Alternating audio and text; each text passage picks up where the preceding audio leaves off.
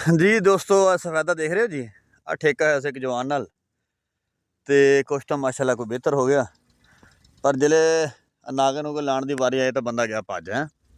फिर की कहते ना, हिम्मत मरदा मदद खुदा।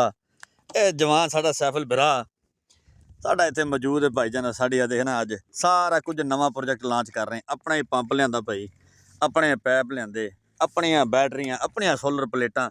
अल्लाह वारस मैं क्या भाई हुण अपना रिज़्क खराब तो नहीं करना। फिट कर दी विकास ये माशाल्लाह हुण फिट करते तुहानूं दिखाने हैं जी।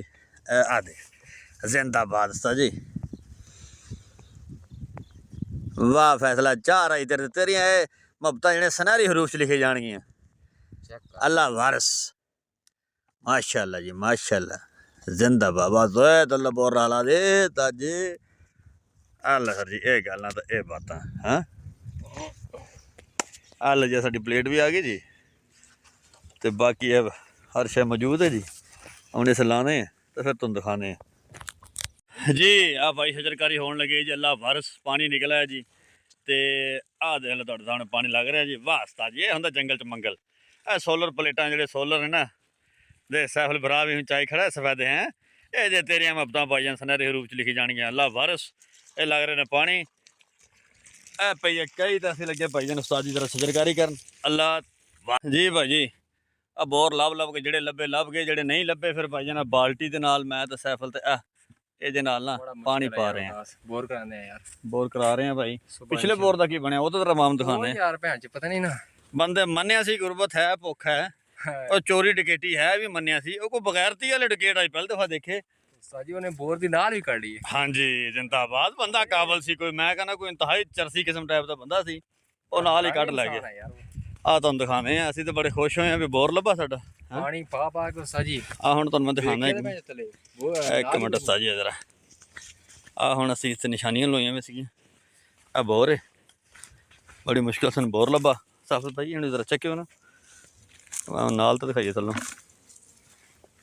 हाँ फिर चेक कर। अल्लाह वारिस नाल ही कोई नहीं थल्ले हैं। आ चरसी तुहानूं रब पुछूं ओ किसे मैं हुण कुछ नहीं कहना। अल्लाह वारिस है तुहाडा है। ये लग रहा जी पानी है।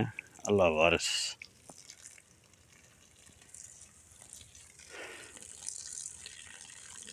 जिंदाबाद जी।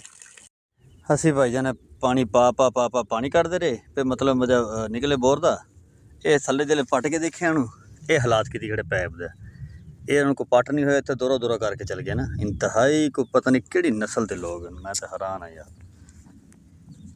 पता नहीं किवें पूरी पैंदी इन्हां दी। अल्लाह पूरी पवे तो इस पैप ना उन्होंने पूरी पैनी सी।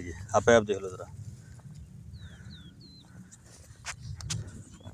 ये हालात। मैं अजे सोच रहा भी सोलर प्लेटा तो चीज़ां इत्थे रख के चल जावां ना।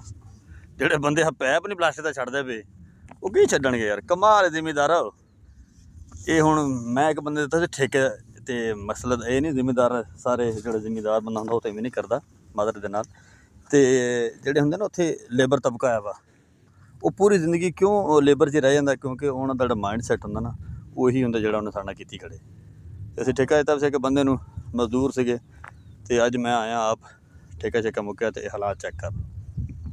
मैं तो हुण कुछ नहीं कहना भाई, तुसीं आप ही दस्सना भी की करना चाहिए अंदर।